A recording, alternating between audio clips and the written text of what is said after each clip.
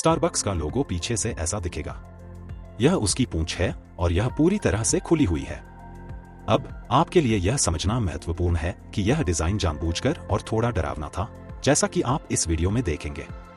यह समझने के लिए कि स्टारबक्स ने कंपनी का प्रतिनिधित्व करने के लिए ऐसी अजीब छवि क्यों चुनी, हमें शुरुआत में वापस जाना होगा। यह 1971 था और संस्थापकों ने मोबी डिक से प्रेरित होकर स्टारबक्स नाम चुना। सिएटल एक बंदरगाह शहर है और उनकी कॉफी जहाजों पर आती है, इसलिए वे चाहते थे कि उनका ब्रांड समुद्र से जुड़ा हो। उनकी सूची में अगला काम लोगो ढूंढना था। कंपनी की वेबसाइट के अनुसार जब वे पुरानी समुद्री पुस्तकों का अध्ययन कर रहे थे तो एक रहस्यमय समुद्री आकृति ने उन्हें बुलाया। उन्होंने एक 16वीं शताब्दी की 2 पूंछ वाली जलपरी का चित्रण खोजा था, जिसे बाद में जलपरी के रूप में पहचाना गया। और लगभग तुरंत ही उन्हें पता चल गया कि उन्हें अपना लोगो मिल गया है। आप मान सकते हैं कि उन्होंने सायरन को इसलिए चुना क्योंकि यह एक जलपरी की तरह दिखती थी और समुद्र में रहती थी, लेकिन वास्तव में उनके निर्णय के पीछे एक गहरा कारण है।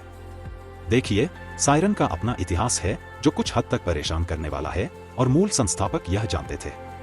ग्रीक पौराणिक कथाओं में सायरन को पहले एक महिला के सिर वाले पक्षी के रूप में व्याख्यायित किया गया था। बाद में उन्हें पंखों और पक्षी के पैरों वाली एक महिला के रूप में चित्रित किया गया। वे एक ड्रैगन प्रकार के जानवर में विकसित होते रहे जब तक कि अंततः उन्हें आज हम जो जलपरी प्राणी देखते हैं उसके रूप में व्याख्यायित नहीं किया गया। विभिन्न भिन्नताओं के बावजूद सायरन की विशेषताएं एक समान रहीं। वे मोहक और हिंसक थे। वे अपनी सुंदरता का उपयोग नाविकों को पानी में अपने साथ आने के लिए लुभाने के लिए करते थे। आमतौर पर एक सायरन गाती थी और नाविक खुद को उससे दूर नहीं रख पाते थे। वे सचमुच पानी में कूद जाते थे और अपनी जान दे देते थे। आपको ओडिसियस की कहानी से सायरन याद होंगे जब उसने उनकी सुंदरता और गायन से आकर्षित होने से बचने के लिए खुद को एक मस्तूल से बांध लिया था। लेकिन रुकिए, इसका स्टारबक्स से क्या लेना देना है?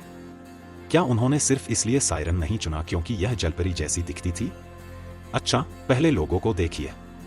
सायरन की छाती नंगी थी और उसकी फटी हुई पूंछ आकर्षक ढंग से फैली हुई थी।